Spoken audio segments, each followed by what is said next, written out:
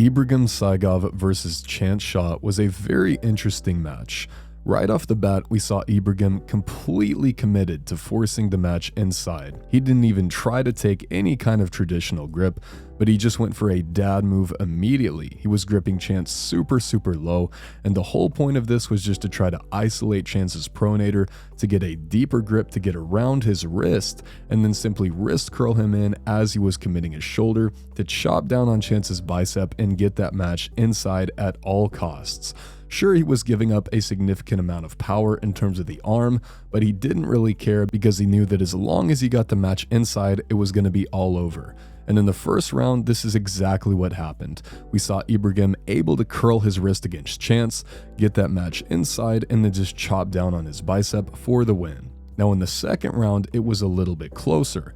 Now that Chance totally knew what was coming, he knew what kind of power level to expect.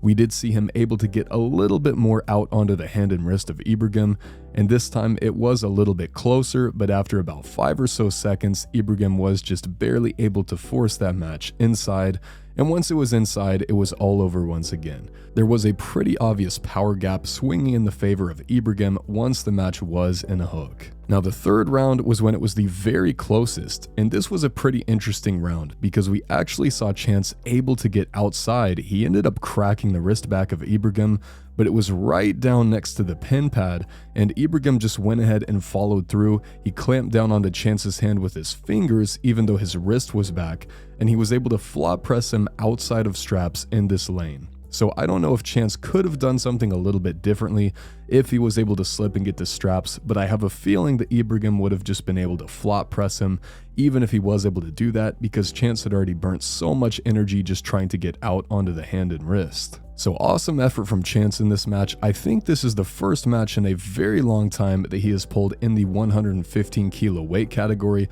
so I'm sure that did zap quite a bit of energy from him, so I'll be interested to see what he can do in this class going forward. And as for Ibragim, awesome win. He just has so much power, and I'll be really interested to see who he goes up against next.